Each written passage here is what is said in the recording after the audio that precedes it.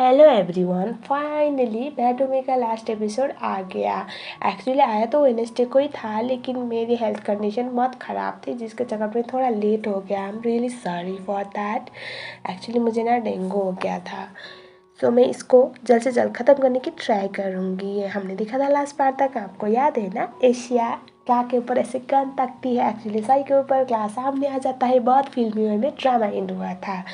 तो आज के एपिसोड की स्टार्टिंग में यहाँ पर सही बोलते कि वो बुलेट सारे मेरे पास है, तो इतना ड्रामा मत करो। मतलब सही ने ऑलरेडी निकाल दिया था बुलेट। तो यहाँ पर क्ला बोलता है कि तुम्हें क्या लगता है कि तुम्हारे चक्कर में हम लोग अपनी लाइफ को ऐसे ही जाने देंगे? तुम्हें ना तड़प तड़प में मरते हुए देखना है मुझे, ऐसा वो बोलता है और वो वहाँ से चला जाता है सही के साथ। और इसके बाद हमें दिखाया जाता है क्ला का एक्सट्रीम रेबल डिप्रेशन। बेचारा बहुत ज़्यादा परेशान था।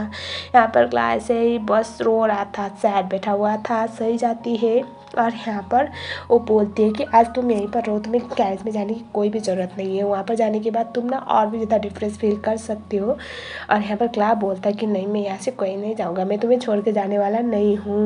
यहाँ पर सही बोलते कि तुमने बोला था ना तुम्हें मेरे साथ फैमिली बनानी है, तो प्लीज़ इस तरह से हरकत आज के बाद मत करना। जिस तरह से तुमने एशिया के साथ किया था, गुस्से में, पागलपन में, ऐसी हरकत कभी भी मत करना। इससे ना हमेशा ख़राब चीज़ें आती है बाहर और तुम अपने आप को प्रॉब्लम में डालोगे, ऐसा वो बोल रही थी। और यहाँ पर क्ला बोलता है कि मुझे पता है तुम्हारी लाइफ मेरे लिए बहुत मायने रखती है, लेकिन यहाँ पर सही इतने प्यार से बोलती है, सुनो मेरी बात, अगर तुम मेरे साथ हो ना तब जाके मेरी लाइफ मेरे लिए मायने रखती है, वरना ना मेरी लाइफ मेरे लिए कोई मायने नहीं रखती। तो ये बस मुझे आगे रखना बंद करो, ऐसा वो बोलती है। यहाँ पर ना क्या सही को बड़े प्यार से बोलता है कि मैं हम तीनों को मरने नहीं दूंगा। मतलब देखो, जो बच्चा था ना, जिस बच्चे के लिए ये दोनों एक दूसरे के साथ आए हुए थे ना, चाहे वो बच्चा हो या ना हो, हमेशा ये लोग ना इस बच्चे को ना काउंट करते हैं। इसीलिए हम तीनों को मरने नहीं दूंगा, ऐसा वो बोलता है। आप लोग समझ जाओ। भले ही आप सही बाद में प्रेग्नेंट होगी या नहीं होगी वो बात की बात है, लेकिन ये लोग हमेशा उस बच्चे को याद करते हैं। यहाँ पर सही बोलते हैं कि अगर हमारे पास बच्चा ना होता तो क्या तुम मेरे साथ इस तरह से रह पाते? तब यहाँ पर क्ला बोलता है कि इतना कुछ क्यों सोच रही हो, तुम मेरे लिए ना सब कुछ, मेरी दुनिया, और अपनी दुनिया को कौन छोड़ता है, बोल के वो उसे गले लगाता है। लेकिन ये सारी चीज़ें बहुत इमोशनल मोमेंट पे चल रही होती है।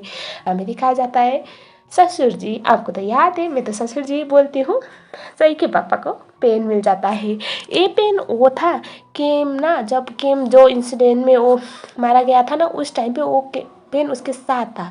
उस पेन में ना एक कैमरा था और वो क्लोए ने केम को गिफ्ट किया हुआ था। तो आप लोग समझ जाओ। तो यहाँ पर अंकल जी को बहुत कुछ मिल चुका था। नेक्स्ट डे जब सही और क्ला बाहर आते हैं ना रूम से, तो यहाँ पर ससुर जी ऑलरेडी रेडी थे। तो यहाँ पर वो बोलते कि तुम यहाँ पर हो, तुम तो जेल जाने की डिजर्विंग इंसान हो और यहाँ पर क्या कर रहे हो। और उसके बाद वो वीडियो प्ले करते हैं, तो जहाँ पर केम कितना स्ट्रगल कर रहा था। देखो, ससुर जी के पास ना वो सबूत था। केम ने ना वो वीडियो रिकॉर्ड में सब कुछ रिकॉर्ड करके रखा हुआ था। अगर वो सबूत पुलिस को मिल जाएगा ना, तो यहाँ पर जो क्ला के ऊपर मर्डर का चार्ज लगा हुआ है ना, इंजाम, उससे क्ला ना 2 सेकंड में आउट हो सकता था। और यहाँ पर ना क्ला दिखता है कि हमने कितना स्ट्रगल किया था क्ला को बचाने के लिए, क्योंकि उसे आइडिया था ये सिचुएशन कभी ना कभी आएगी, क्ला को ये लोग फंसाने वाले। इसीलिए उसने क्ला के लिए ना सेफ करके वो कैमरा ऐसे मरने से पहले एक जगह पे फेंक दिया था। और ऑब्वियसली ससुर जी के आदमी जाके वो लोग ले आए थे। यहाँ पर ससुर जी बोलते हैं कि अगर तुम ये चाहते हो ना, तो चलो मेरे घुटने पे आके माफ़ी मांगो मुझसे, अब तक तुमने मेरे साथ जो भी किया उसके लिए, तब जाके शायद मैं तुम्हें एविडेंस दे सकता हूँ, ऐसा वो बोल देते हैं। क्ला बोलता कि मैं तुम जैसे घटिया इंसान के घुटने में तो कभी नहीं आऊँगा। और तुम्हें क्या लगता है सबकी लाइफ इतनी ज़्यादा बेमतलब ही होती है, जो तुम जो बोलोगे सब लोग वही करेंगे, बोल के वो गुस्सा करता है। यहाँ पर ससुर जी बोल रहे होते कि तुम क्या अपने दोस्त की लाइफ को नहीं अहमियत नहीं रखते? उसने तुम्हारे लिए इतनी बड़ी सेक्रीफाइस की और तुम बस माफ़ी मांग नहीं सकते क्या? तो यहाँ पर क्ला बोलते कि ठीक है, अगर मेरी लाइफ ऐसी रहने तो ठीक है, मैं जेल जाऊँगा, लेकिन ना तुम जैसे घटिया इंसान के पैर पकड़ के तो मैं कभी माफ़ी नहीं भागूंगा और मैं अपनी सेल्फ रिस्पेक्ट को डाउन होने नहीं दूंगा। ऐसा वो बोलता है, बड़े फिल्मी स्टाइल में बोला था बंदे ने तो। और उसके बाद ससुर जी बोलते हैं ठीक है, अगर तुम ऐसा चाहते हो तो वही सही बोल के वो वहाँ से चले जाते हैं। तो यहाँ पर सही अपने पापा के पीछे पीछे जाती है, बोलती कि पापा आप ये क्या कर रही है, क्या आप मुझे एक भी वजह नहीं देंगे जिसकी वजह से मैं आपको रिस्पेक्ट कर सकूँ। तब यहाँ पर ससुर जी बोलते आई मीन टू से सही के पापा बोलते हैं कि अब मैंने तो उसे ऑप्शन दिया था लेकिन उसने अब वो चूज़ किया नहीं, तो इसमें मैं क्या कर सकता हूँ बोल के वो वहाँ से चले जाते हैं। सही तो कुछ समझ ही नहीं पा रही होती है। हमें दिखाया जाता है यहाँ पर सही वापस आती है, क्ला के रूम को नॉक नॉक करती है लेकिन क्ला तो दरवाज़ा खोल ही नहीं रहा होता है। हमें दिखाया जाता है क्ला के पापा सही को कॉल करते हैं। यहाँ पर सही क्ला के बारे में बताती है और यहाँ पर ना वो बोलते हैं कि प्लीज़ बेटा वहीं पर रहो। लेकिन नेक्स्ट डे मॉर्निंग दिखाई देता है कि या तो रूम से गायब हो गया था, कहाँ गया पता नहीं। वहाँ पर उसने एक लेटर लिखा हुआ था और उसने इस लेटर में बोला था कि मैं जितना भी ट्राई करूँ लेकिन ये दुनिया कभी भी मुझे ना एक्सेप्ट करती ही नहीं है, मेरी अहमियत को कभी समझती ही नहीं है, मेरे लिए ना इस दुनिया में रहना बहुत मुश्किल हो रहा है। शायद तुम्हारा और मेरा ना अलग होना ही लिखा हुआ था। सही प्लीज़ मेरा इंतज़ार मत करना, मेरे लिए अपने फ्यूचर को वेस्ट मत करना। I love you so much, लेकिन तुम लाइफ में मूव ऑन करो, मेरे चक्कर में अपनी फ्यूचर बर्बाद मत करना लिखा हुआ था। ये देखने के बाद सही तो पागल हो गई, उसे पता नहीं कहाँ गया क्ला। और हमें दिखाया जाता है एशिया जी के पास। अब चलते हैं ना, यहाँ पर क्ला के पापा आए हुए थे और यहाँ पर एशिया बोलती कि तुम यहाँ पर क्या कर रहे हो, तुम अपने बेटे के बचाव के लिए आए हो यहाँ पर। तो यहाँ पर क्ला के पापा आने के बाद ना मैं शॉर्टकट में बताती हूँ। क्ला के पापा एक विजिटिंग कार्ड देते हैं, वो बोलते कि मेरी वाइफ की बॉक्स से मुझे मिला था, तब तो मुझे पता नहीं था ये क्या था। तो इस विजिटिंग कार्ड में जो नंबर था मैंने वो नंबर को कॉल किया तो मुझे पता चला कि जो होता है ना IVF, आप लोगों को पता होगा ना, जो मतलब किसी एजेंट सरोगेट मदर जो बच्चा पैदा करते हैं ना वो वाला कुछ रिलेटेड, और उसका नंबर था। और वो इंसान अभी इस कार्ड में जिसका नंबर था ना वो इंसान अभी जेल में है और वो ना वही सरोगेसी वाले काम कर रहा था। और ये सब बोलने के बाद अब हम सीधा चलते हैं फ्लैशबैक में। तो क्या था ना, क्ला के पापा यानी कि क्ला के पापा ने कभी उसकी माँ यानी कि एशिया को धोखा दिया नहीं था। आपको तो पता है नेट के ट्रीटमेंट के लिए उसका खुद का खून चाहिए, मतलब क्ला के पापा को दूसरा बच्चा करना था और इसलिए उन्होंने क्ला की माँ से शादी की नहीं थी, ना ही उनको मतलब उनको ऐसे इलीगली उनका अफेयर चल रहा था, बल्कि यहाँ पर उन्होंने सीक्रेटली क्ला की माँ को ना अपने बच्चे के लिए सरोगेट मदर बनाया था। यानी कि वो इतनी बड़ी बात सबसे क्ला की माँ ने छुपाया था। सोचो आप लोग, तो क्या हुआ आपको तो आइडिया हो गया होगा, एशिया का बेटा था क्ला। Oh my God. और ये सब सुनने के बाद ना ऐसा दिखाया जाता है कि क्ला के पापा तो वहाँ से चले गए लेकिन एशिया अब फट गई, वो तो पागल हो गई। आप लोगों को तो याद है एशिया किस लेवल पे क्ला को सीरियस करने की ट्राई कर रही होती है, हमेशा उसके साथ सोने की ट्राई करती थी। और अब तो वो तो उन्हीं का खुद का बेटा था, वो पागल हो गई। कभी वो अपने हस्बैंड के फोटो की तरफ गन ताक के बोल रही थी कि तुम मुझे इतना नफरत करते थे कि मुझे इतना बड़ा पाप करवाया। और उसके बाद वो खुद ही से बोल रही थी कि वो मुझसे नफरत करेगा, अगर वो मुझे वो सच्चाई पता चलेगा ना उसे तो भी वो कभी मुझे माफ़ कर नहीं पाएगा बोल के चिल्लाने लगती है। साथ में दिखाया जाता है क्ला भी उधर ना बहुत बारिश हो रही थी, उसे तो कुछ होश भी नहीं था, बाहर कहीं जा रहा होता है। एशिया बहुत नेक्स्ट लेवल पागल हो जाती है और यहाँ पर सीन यहीं पर कट हो जाता है। यहाँ पर क्ला को दिखाया जाता है, क्ला को भी अपने पापा कॉल करके सेम चीज़ बता देते हैं। क्ला को भी बेचारे को तो हार्ट अटैक आ गया, उसे भी तो पता है ना उसकी सो कॉल्ड अब है तो माँ ही, लेकिन उसने क्या क्या किया था उसके साथ। ओ माय गॉड, ये काफ़ी मेलोड्रामेटिक सीन था। हमें दिखाया जाता है नेक्स्ट डे। अब सीन शिफ्ट होता है जहाँ पर सैनसेन पुलिस को आके एविडेंस दे देते हैं। तो फाइनली में भी ससुर जी ने थोड़ा मन बदल दिया होगा। यहाँ पर एविडेंस मिलने के बाद ये तो साबित हो गया था कि क्ला उस मर्डर में इन्वॉल्व नहीं था। साथ में जिस बंदे ने क्ला के अगेंस्ट कंप्लेन की थी उसने भी अपनी कंप्लेन विड्रॉ कर दी थी। मिस्टर सैनसेन सही को ये चीज़ें कॉल करके बता देते। सही बहुत खुश थी क्ला के लिए, लेकिन बेचारी कल रात से क्ला को कांटेक्ट करने की ट्राई कर रही थी, लेकिन वो तो लग ही नहीं रहा था। उसे समझ में नहीं आया था ये क्ला नाम का आदमी कहाँ गायब हो गया। वो जल्द से जल्द ये गुड न्यूज़ ना क्ला को बताना चाहती थी। वो क्ला को फिर से कॉल करने की ट्राई करती है, एंड या एज एक्सपेक्टेड उसका फ़ोन लग नहीं रहा होता है और वो बहुत ज़्यादा परेशान हो जाती है। हमें दिखाया जाता है कुछ टाइम बाद यहाँ पर ना सई को कॉल आता है किसी का। तो हम एक चलते हैं एक सीन में जहाँ पर ना ऐसे समुद्र पे ऐसे तहस नहस हुई एक शिप थी, और यहाँ पर सई को पता चलता है कि कल रात जो इतने ज़्यादा बड़ा तूफान आया हुआ था ना, उसमें मे भी क्ला का शिप गया। यहाँ पर पुलिस कॉल करते हैं और वही चीज़ें वो बता रहे होते हैं, और क्ला का कुछ पता नहीं था। ये सब सुनने के बाद सही तो फिर से क्राई बेबी बन गई।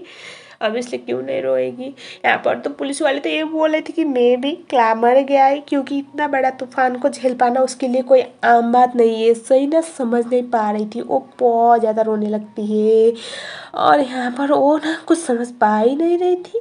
और हमें दिखाया जाता है सही को ये भी पता चलता है कि क्ला के स्टेपम ने सुसाइड कर लिया, और वो तो अब क्ला को ये कैसे बताएगी। सबसे बड़ी बात ये थी वो भी समझ नहीं पा रही थी, और यहाँ पर वो बस रोए जा रही थी। और यहाँ पर वो हमारी लिसा को बोलती कि अगर मुझे पता होता वो ऐसे जाने वाला है तो मैं उसके साथ कुछ और देर रहती। हमें दिखाया जाता है ओशन एरिया पे सी साइड पे देखो किस तरह से टेस्टनेस हो गई है शिप, लेकिन कहीं पर भी क्ला का कोई नाम निशान था नहीं। मतलब आप लोग समझ जाओ। और ना सही को पूरा यकीन था उसके क्ला के साथ कुछ हुआ नहीं है, और मतलब वो जिंदा है। और वो बोल रही थी कि मैं ढूंढूंगी, क्योंकि मुझे यकीन नहीं उसके साथ कुछ ऐसा हो सकता है, वो कभी भी मुझे छोड़ के नहीं जाएगा, ऐसा वो बोलने लग जाती है। हमें दिखाया जाता है नेक्स्ट सीन, यहाँ पर पुलिस वाले आते हैं एशिया के घर पे, और उन्हें भी पता चलता है एक गुड न्यूज़ की। आई एम सॉरी गाइस, लेकिन मैं इसको गुड न्यूज़ ही बोल रही हूँ। मैडम मेसिया ने सुसाइड कर लिया है। तो एक्चुअली ना अरेस्ट वारंट आया था इनके अगेंस्ट, लेकिन आंटी जी ने पहले अपना ऊपर का चलन काट लिया था, तो या गिल्ट की वजह से ये तो होना ही था। आप सोचो आप लोग, जो इंसान खुद का खून था उस इंसान को उसने किस तरह से ट्रीट किया था। गलत ट्रीट किया वो अलग बात है, लेकिन उसने तो अपने बॉयफ्रेंड की तरह ट्रीट किया था उससे। तो यहाँ पर सही आती है फिर से क्ला के रूम में, और यहाँ पर देखती है क्ला की चीज़ें ऐसे इधर उधर पड़ी हुई थी, और वो रोने लगती है।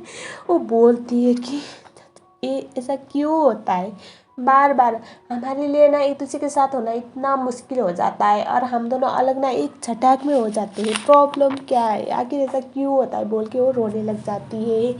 और यहाँ पर वो बोल रही थी अगर मुझे पता चलता कि कल रात उसके साथ ऐसा कुछ होगा तो मैं उसके साथ थोड़ी और देर रहती ना, ऐसा बोलती। और वो बस रोने लगती है। बेचारी को तो कुछ समझ में आ ही नहीं रहा होता है।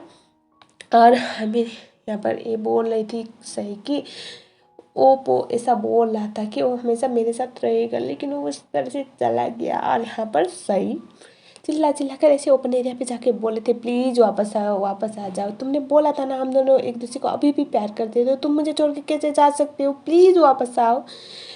तुम क्या चाहती हो, मैं ऐसे कैसे जिंदा रहूँगी, ऑलरेडी मेरे लिए इतना तकलीफ हो रहा है तुम्हारे बगैर रहना, बोल के और चिल्ला रही थी, रो रही थी।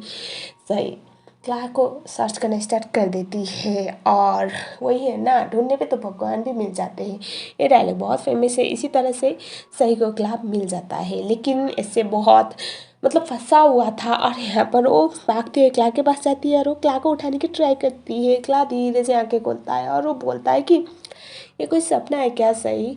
तो बोलते कि नहीं नहीं क्ला ये सपना नहीं है, तुम जिंदा हो, मैं कितना कुछ पता है, तुम्हारा फ़ोन लग नहीं रहा था तो मुझे कितना बुरा लग रहा था। यहाँ पर ना क्ला बोलता है कि मुझे नहीं लगता मैं बच पाऊँगा। सही बोलते कि ऐसी बकवास मत करो, हम ना यहाँ पर रेस्क्यू टीम आ रहे हैं और हम लोग यहाँ से जाएंगे। और उसके बाद यहाँ पर वो पूछे कि तुम यहाँ पर क्या कर रहे थे। क्ला बोलता है कि कल रात ना मैं ना ये प्रूव करना चाहता था कि मेरी इस दुनिया में कोई एग्जिस्टेंस है, और मैं ये जानना चाहता था कि इतनी बड़ी स्ट्रॉम में भी मैं बच पाऊँगा या नहीं। अगर मैं बच पाया तो मैं फिर से ये प्रूव कर पाऊँगा कि मेरी लाइफ की कितनी अहमियत है। जिस तरह से लोग मुझे ट्रीट करते हैं ना जैसे कि मैं कोई हूँ नहीं, मैं कोई जानवर हूँ या फिर कोई नॉन लिविंग बीइंग हूँ, तो उसको मैं गलत साबित करने के लिए यहाँ आया था, और मैं अभी बच पाया, ऐसा वो बोलता है। और उसके बाद कुछ टाइम बाद यहाँ पर रेस्क्यू टीम आके क्लार्क को रेस्क्यू कर लेती है और हमें दिखाया जाता है अब सही क्लार्क का ध्यान रखने के लिए रहने वाली थी। और मैं 2 लाइन और बताऊँ तो सही को न्यूज़ में वो एशिया की सुसाइड वाली बात भी दिखाई देती है। ऑलरेडी उसे पता तो चल चुका था। गाइज ऐसे करते करते फिर से वीडियो लंबा हो गया तो मुझे यहीं पर इसको रोकना पड़ेगा। डोंट वरी, इसको मैं कल तक अपलोड कर दूँगी क्योंकि कल यहाँ पर छुट्टी है और मैं इजीली अपलोड कर पाऊँगी। सो लास्ट पार्ट के लिए आपको थोड़ा सा वेट करना पड़ेगा। चैनल में नए हो तो please guys I need your support. मेरा भी चैनल नया है, आप लोगों की सपोर्ट की बहुत ज़रूरत पड़ेगी। प्लीज़ चैनल को सब्सक्राइब ज़रूर कर लेना।